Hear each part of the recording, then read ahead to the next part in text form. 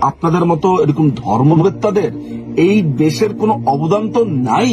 আপনাদের 1 ইঞ্চি পরিমাণ কোনো অবদান এই দেশের কোন ধরনের কালচারাল গ্রাউন্ডে, স্পোর্টস গ্রাউন্ডে, শিক্ষাগত গ্রাউন্ডে এই দেশের মেরুদণ্ডকে সোজা করবার জন্য আপনাদের কোন রকমের সামান্যতম কোন রকমের অবদান কোন কালে ছিল।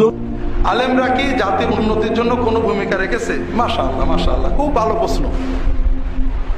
আপনারা জানেন আমাদের বড় বড় মন্ত্রী মিনিস্টাররা বলছেন যে আলেমদের কোনো ভূমিকা নেই। এটা তো সঠিক। ভূমিকা রাখছে কারা? ভূমিকা রাখছে ডাক্তার, ইঞ্জিনিয়ার, টেকনোলজিস্টরা। তো ভালো কথা, খুব ভালো করে শোনেন।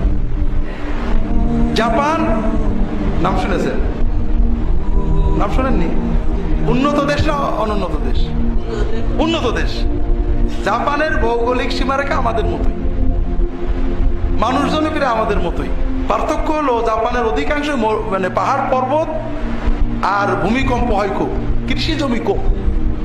কিন্তু আমাদের ফসলের বীজগুলো কোন দেশ থেকে আসে? জাপান থেকে। কৃষিতে উন্নত কারা? শিল্পে উন্নত কারা?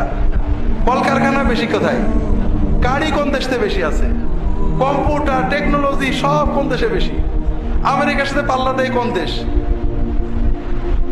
তাহলে ভৌগোলিক জনসংখ্যা প্রায় এক, দেশের সব প্রায় এক, তারপরও গরিব দেশ আরেকটা আছে।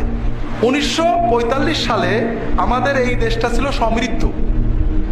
আর হিরোশিমায় বোমা ফেলার পরে, দ্বিতীয় বিশ্বযুদ্ধের পরে জাপান কি ছিল? ফকিরের পরেও দস্যু ফকির, কিচ্ছু ছিল।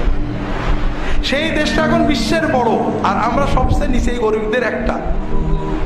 এটার জন্য রোগ বের করেন তো, বলেন তো এটার জন্য সবচেয়ে বড় দায়ী কে? কারা? আলেমরা, তাই না? এটা বের করেন না, আমি বের করে দিই। দুর্নীতি। কোন সরকার কোন দেশ উন্নত কোনো উন্নত করে না, জনগণ করে।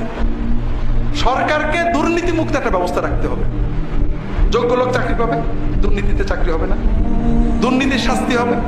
যারা বিনিয়োগ করতে চায় তারা স্বচ্ছ বিনিয়োগ পাবে। মালপত্র, খালাস সবকিছু স্বচ্ছ হবে। দুর্নীতি নিয়ন্ত্রণ করেন, 0 না হলেও 10% নিয়ে আসেন, একটা জাতি হুমু করে উন্নত হয়ে যাবে। কারণ আমি তো আমার টাকা কষ্ট করে বড় লোক হবো, শুধু পরিবেশ সরকারকে নিশ্চিত করতে হবে, ঠিক না? এই যে দুর্নীতি আমাদের দেশে, পুকুর চুরি, সাগর চুরি, মহাসাগর চুরি, এটা 90% তো আলেমরা করেন, ঠিক না?